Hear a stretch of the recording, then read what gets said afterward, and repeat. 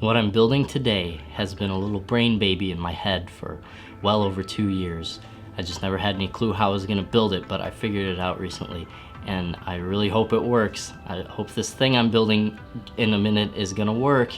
It's not like I filmed these intros and outros at the same time after the build is already finished, so I already know that it's actually gonna work and it's gonna be really cool. Man, I hope it works. Sorry I'm kind of slimy right now. It's really hot in my garage and I should not be wearing all this stuff, but I'm promoting my new ApoCrusader t-shirt, so you should. But anyways, today the idea is to make a shield with an integrated stun gun so that when you activate it, anything you bump it into is gonna shock it. This is the next part of my ultimate base stickman build. I think I'm gonna call this like the Tesla shield or something. Hope you guys like it. So here's why I'm gonna do what I'm gonna do. My biggest fear is that I'll get up to pee one night and then I'll go into the bathroom and I'll hear a little rustling behind the shower curtain and I'll throw it open and John Podesta's in there and he gets me. My second biggest fear is that electricity is gonna arc through this shield and shock me in the arm. Not only would that suck to get shocked through the arm, but it would also be super embarrassing if you're trying to intimidate somebody with your cool electrical shield and you just electrocute yourself. So after a metric heck ton of thinking, I have decided that I'm gonna try to make the shield as best as I can without using any screws. A screw attaching the handle onto the shield is just gonna act like a couple of electrodes, and if it gets close to my body, it'll shock me. Screws attaching the electrodes onto the shield are just gonna be electrodes reaching towards me, and again, the same thing. I could make the shield super duper thick, but then it would be really heavy. I could make it out of really thick light wood, but then it would be really weak. Trust me, I've thought about this stuff. And plus, I think it'd be a fun challenge to try to do this without any screws. If it doesn't work, I'll do experiments with screws, but I wanna try this first. So I've cut out this piece of paper the same size as this piece of hickory. I'm gonna draw out half of my handle.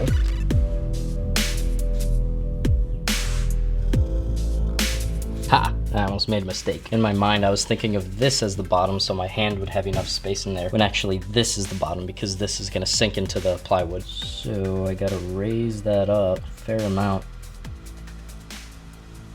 All right, now I'm gonna fold this in half. Go ahead and cut this out. And here we've got our handle. I kind of hecked up right there, so I'm just gonna trace this out right now. Flip this around. Now I can get to work cutting this out.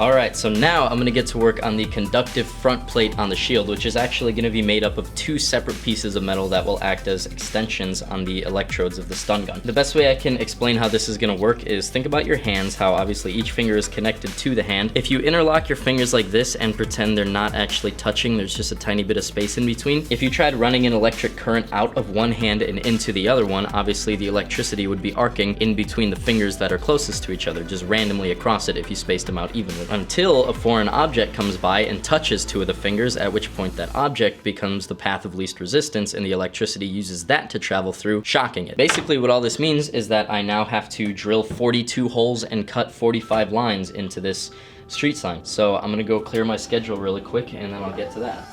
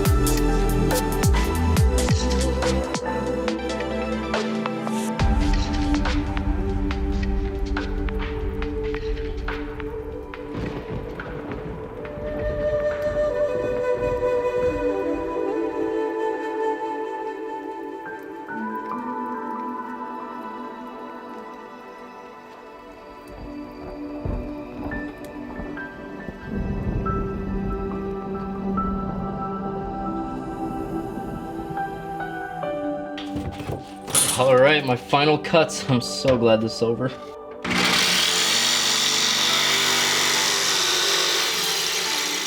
Final kahuna.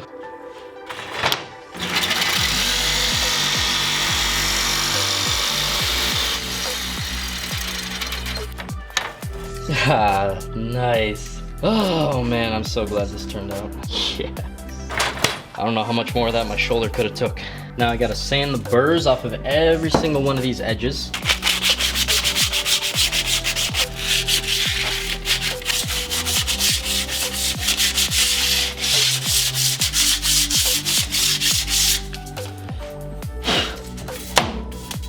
Now when I lay the electrodes down on the wooden part of the shield, I am going to do my very best to make sure that they're separated, but it's kind of inevitable. There's going to be some little tiny part of this one that touches some little tiny part of that one, and that kind of defeats the whole purpose of cutting these things in two. So to make sure that there's at least a teeny tiny barrier in between every single part of this, I've masked off the top of all these bars just to make sure that we don't lose any conductivity from the actual touching of it. And now I'm going to paint all the edges.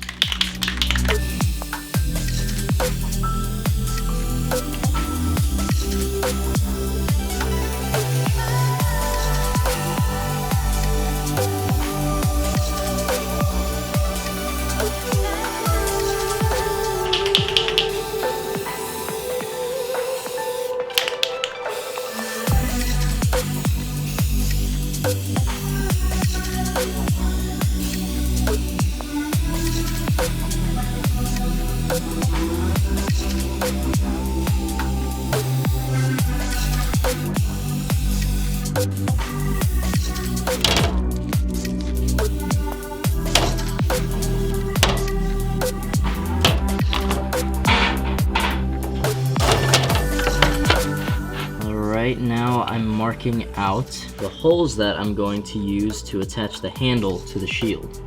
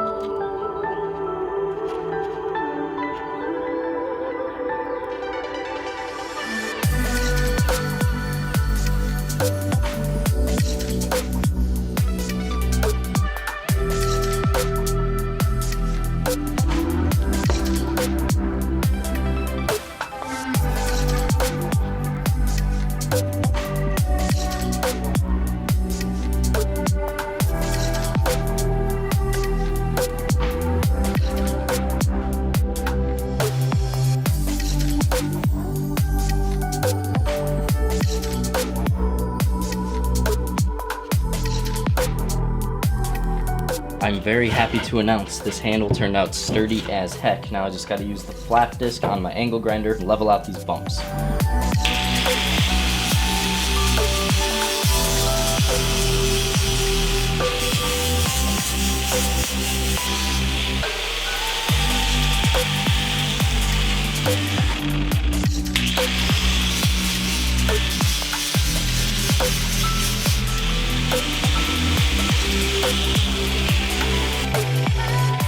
Now I'm going to use this super coarse sandpaper to scratch up the plastic on this street sign so that the glue that I'm using has something to hold on to.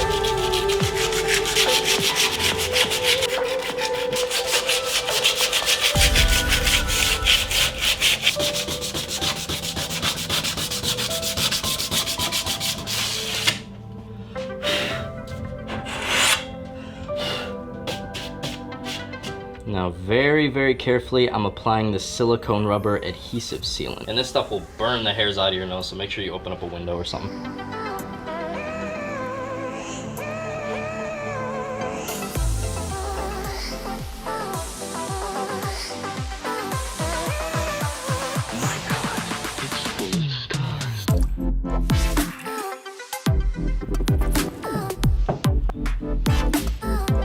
I like this silicone stuff because it doesn't drip and it's really grabby. Like I can just push it down like this and it'll just immediately stick. And you might be wondering why I'm using this silicone adhesive sealant at all as opposed to like Gorilla Epoxy. It's because even though Gorilla Epoxy is a really high strength bond, it is really super brittle. So like if you were gluing cinder blocks together, that's never gonna come apart. But if you tried to glue two pieces of cardboard together, as soon as you bend the cardboard, the epoxy is gonna snap. I needed an adhesive that was gonna be really flexible and be able to take impacts, and this stuff is basically rubber. I was also considering using liquid nails because it was going to be cheaper, but luckily I tested it out and I glued these pieces of wood together 2 days ago and the stuff's still not dry.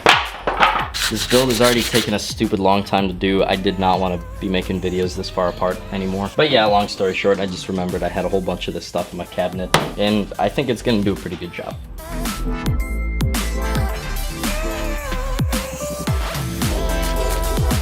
Hey, that's pretty cool. As I'm pressing the bars down, the silicone is kind of gushing out from under it and creating the barrier I've always dreamed of. Thanks, Santa. Oh, snap. I just realized I get to test it now. I mean, I'm not going to test it on myself, but I want to see this electricity arc. Oh, please let it arc. Please let it arc. Rolling over there. Wait, maybe if I...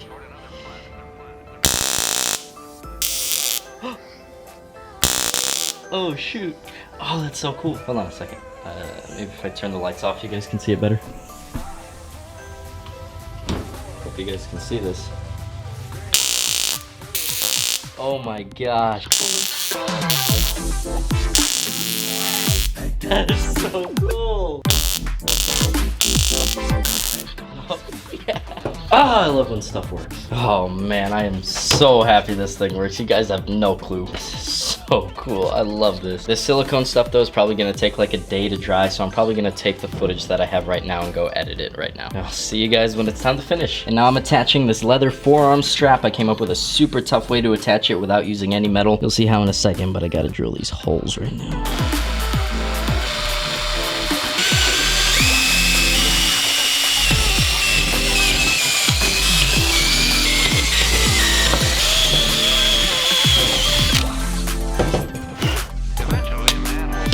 All right, this is about to get super intricate. We're about to be attaching this leather strap with about 1.5 feet of 550 paracord. I just spent a few minutes messing around. This is a knot that I just made up, but I've got it done over on that side and I'm actually really super happy with it. It's really sturdy, so I'm gonna show you how to do this. So first we're gonna take both ends of the paracord, pass it through, make sure it's even. We're gonna pass it through the leather strap through the corresponding holes. Now we're going to twist the paracord around itself twice. Pull it really tight, then you can hold it down with your thumb and pass it through the middle holes.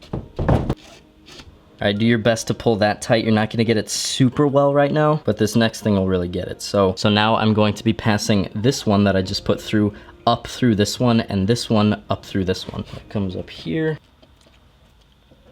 That comes up there. Okay, now is where we tighten the whole entire thing. So you'll notice, since in the beginning we twisted those two around right there, this part of the paracord right here is raised up, and so is this one. So we're going to take advantage of that and pass this length under here and this length under that one. You might have to lift that up a little bit. Don't worry about it loosening because we're gonna tighten this whole thing in just a second. Pass that underneath, like that.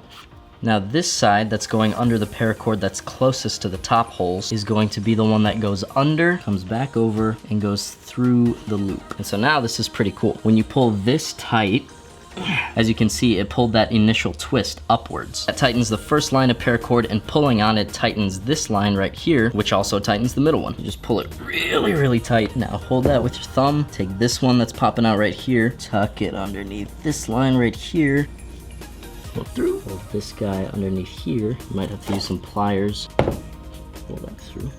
And then do your final knot. As you can see, this is incredibly solid. It almost feels like just a piece of plastic trying to wiggle it. Now I'm gonna use my box cutter, trim that little guy off, trim off his brother, cauterize the wound.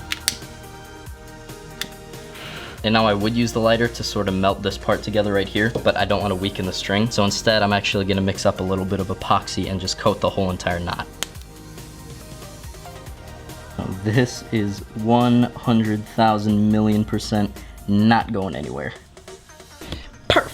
Now I'm gonna do the same thing on the other side. All right, now with super extra advanced care, I'm going to be trying to open this thing up. There's a very real possibility that some component in here that if I touch it is gonna shock me very badly. So really, I'm doing this so you guys don't have to, but go ahead if you want to, I don't really care.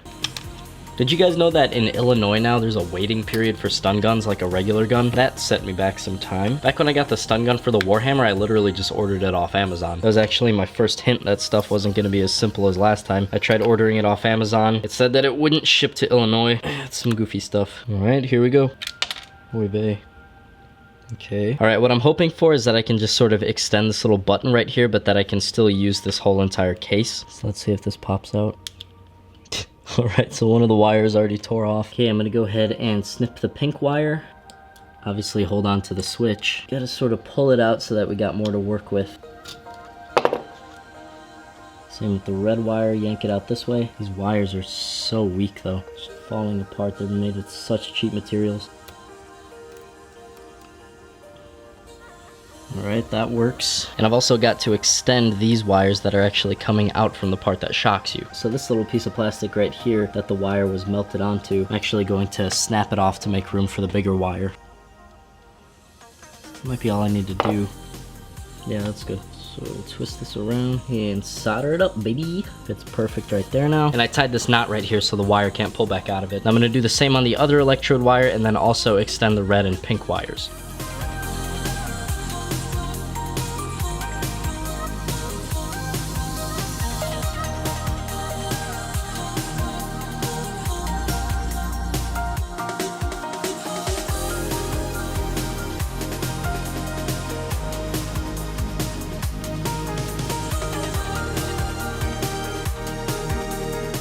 Snip these here, stick both wires through the holes, cram a rivet through. Now I'm going to glue the button and the stun gun in place. I'm not going to worry about using the latex glue on this one because for one, this dries faster obviously, and for two, the stun gun doesn't really cover enough surface area on the plywood for flexing to really be an issue, and that's mostly what you got to be careful for when using the epoxy. Use a little bit of tape to hold that in place while it dries.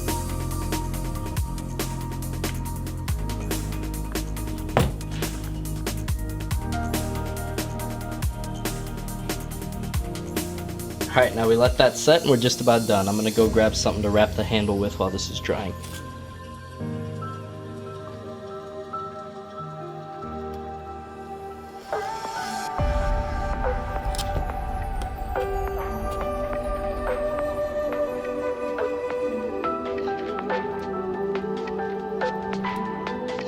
Alright, it's not the most dramatic thing in the world to look at. Well, you can hear and see for sure it's arcing. I guess this is the closest point between the two electrodes on the whole shield. You can see the arc right there. But like I said, if you touch two of any of the other electrodes, that's going to be the point of least resistance and it'll travel through that and shock it. So much like we did with the stun gun Warhammer, if you guys are interested in seeing a full test of this thing on some of my unsuspecting friends. I don't know why I said unsuspecting.